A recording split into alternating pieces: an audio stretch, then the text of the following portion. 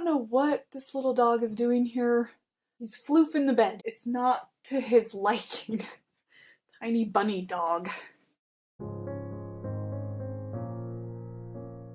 Kim here, welcome back. I will be bringing you a book review today. Before I get into the book, full disclosure, I was commissioned to write an editorial review, however I wasn't paid to make a video. I did receive this book with the intention of reviewing it. Let's talk about a book! Today we'll be reviewing Red Ascent by Dillon Foley. I've mentioned this book a few times, I feel like. It was in my wrap-up, and I think it was in my haul, I'm pretty sure. It is an indie book, so I like to shine some light on indie books just because I'm an indie writer and I know how hard it is to just get people to just see your book in the first place, let alone buy it, let alone read it.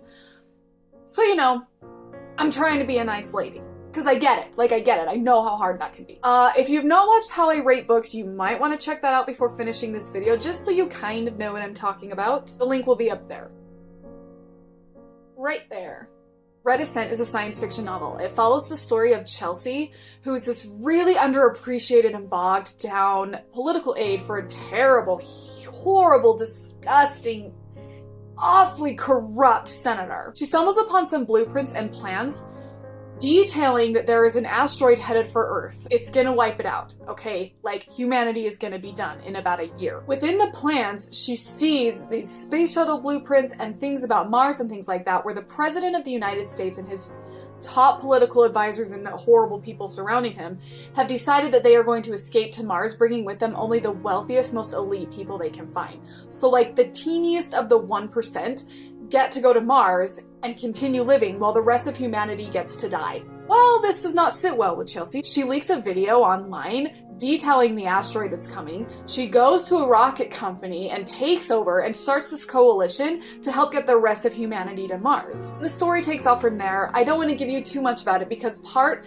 of the journey of this book was figuring out how they're going to do all this and seeing the different things they do and seeing like communities come together and seeing like just the nastiest parts of humanity with just the most beautiful parts of humanity, and it's a really cool parallel. Red Ascent's overall score on my rating system was a 14 out of 20. While that may not sound like much, it's actually a pretty high score. That sort of translates to 4 stars on Goodreads, but you know I hate stars. The writing and style got a 2 out of 4, the characters got a 4 out of 4, the story got a 3 out of 4, the pacing got a 2 out of 4, and the ending got a 3 out of 4. Giving it a total score of 14 out of 20. I'm gonna just do some like general sort of comments, and then I'm gonna go category by category, and then I'll give you my final thoughts. I do want to say that while this does read a little bit like an indie book, you know, it kind of has that whiff of a sort of naive kind of writer and a few little like editing ticks that could have been caught had it gone through a few more editors and things like that.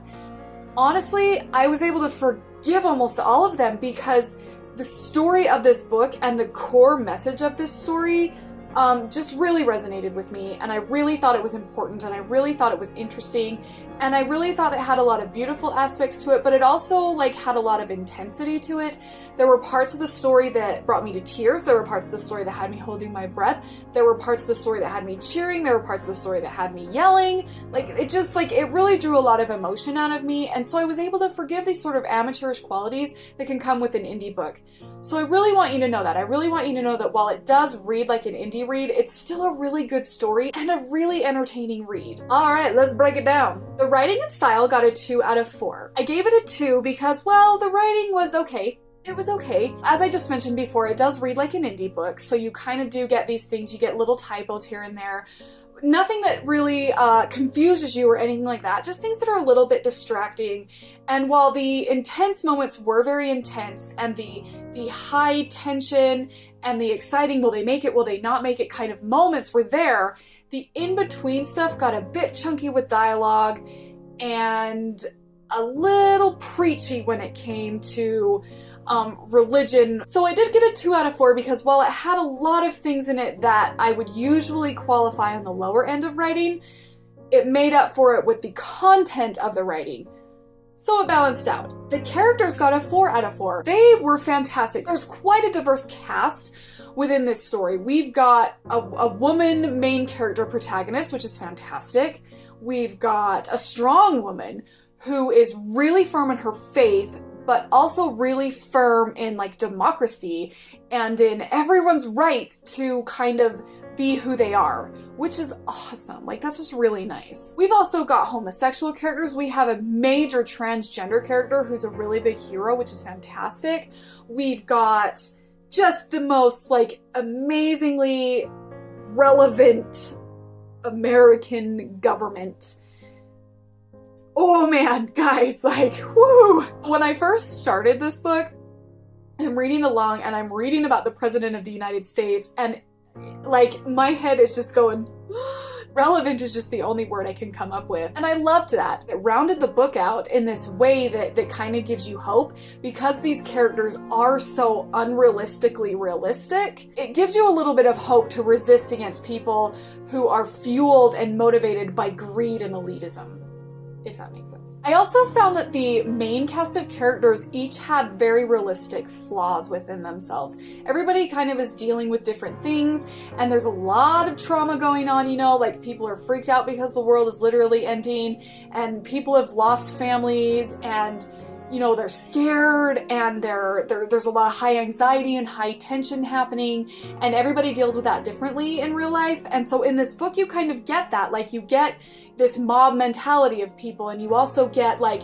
people that just so stick to their faith and their one way and their knowledge of truth, and they stick to that, you know. But you also get to where that's not always a positive thing. People are dealing with this horrible oncoming event in very real ways, and those ways are flawed. Like, that's how it would be in real life. I really found that refreshing in this book, because a lot of times in these massive hero stories you get this sort of perfect protagonist, and Chelsea's not perfect. Nobody in this book is perfect. Not one person is perfect in this book, and I love that. Like, I absolutely loved that these characters were delightfully flawed. The story got a 3 out of 4 because it did bring me to tears, and it did have me hold my breath. And while there were big chunks of dialogue in between these really exciting things, the core story was very good, because not only is this story about survival and escaping the asteroid, it's about people coming together, it's about democracy, it's about love and acceptance, and it's got a great message. The big message of this book is God-centered. Like, there is a lot of like religious content within the story, and while that usually is a major turnoff for me, it worked here because the overall message of this book is not God versus science and you should choose God. Not at all. The overall message of this book is that God is loving and accepting and loves everyone, and that everyone has a right to life. Everyone has a right to flee the asteroid and go live on Mars. That's important, and that is what matters. Love and equality and acceptance is what matters. I just found that really, really refreshing. It's not too heavy, it's not too dense and emotionally heavy that it left you feeling depressed. It left you with hope, and which I'll talk more about when I get to the ending. While the writing lacked a little bit here and there, the actual core of the story made up for it. And so I gave it a 3 out of 4 because it was a good story. The bones of the story were really, really great. I thought it was a great idea. I thought it was the story parts that were told when the story was progressing was really good. Really good. The pacing got a 2 out of 4 because I felt like it moved a little too fast. Honestly, I really, really feel like this book could have expanded a lot more in the actual like action and story sequences, could have been longer and things like that, and we could have had 2 books. That's just kind of how I feel, because I mean, I would rather a story move too slow than too fast. I did feel like this story moved at the pace of a young adult or a new adult. It just was a little too fast for me. It would be and then big chunk of dialogue, and then whoa, are they gonna make it? Is this even gonna happen? And then big chunks of dialogue sometimes. So it did get a 2 out of 4 on the pacing just because I felt like the actual story moved a little too fast for me. I gave the ending a 3 out of 4 without any spoilers because all my reviews are spoiler free. It wasn't what I expected at all. It did surprise me a little bit, which is good. That's really good. It left me feeling kind of hopeful and feeling like if you're put in this horrible, terrible situation, not all is lost. There are good people. There are good people that exist. That's still a thing. There's still goodness in humanity. And that was nice and, again, refreshing. I guess the overall theme of this book is refreshing. Like, I found so much of it refreshing. Some final thoughts on the book. I really felt like the author is in tune with the mindset of America from different sides. So not just one of America's mindsets. Like, I feel like the author understands things that are going on. And I feel like the author also understands different motivations for people. So the core motivations of humanity, I feel like the author understood and is trying to illustrate in this book. And it worked a lot of the time. Not all the time, but it worked a lot of the time. There are a few instances in this book where you just kind of say to yourself, yeah, that would never happen. Certain things with just like protocols and what some people end up doing that were a little unrealistic in terms of science and things like that. And were also just a little like, well, that's kind of against any sort of common sense protocol that anybody would follow. So I will warn you there, if you are very, very knowledgeable about space travel and astrophysics and that side of science and technology, this book is probably not for you, because there's going to be some factual things that you're probably going to struggle with, or you're probably going to say, how would you even do that, a lot of times. So people like my husband, who's like an engineer who really understands these things, may not find this book as entertaining as I did, because I am not nearly as smart when it comes to that sort of stuff. So I will warn you that if you are very, very scientifically minded, this may not be as entertaining as a read for you as it was for me. My final thought on this book is this. While there were some amateurish qualities, a few cliches, and a little bit of predictableness, the bones of the story kept me going. It was a good story, and it was told in a pretty okay way. I will also say that many, many times while reading this book, I had the thought of, what would I do? What would I do in this situation? Who would I follow? What would I believe? Which path would I take? Who would I side with? And why? Because a lot of times when you hear people choosing sides in this book, you usually understand why they chose that. And that's important, because a lot of times not only are the decisions we make important, but why we make those decisions and why we come to the conclusions that we come to. And this book had me thinking about my own. It had me questioning, what would I do? And honestly, I'm not sure I have an answer yet. I don't know. I don't really know. And there's no way to really know unless you're in that situation.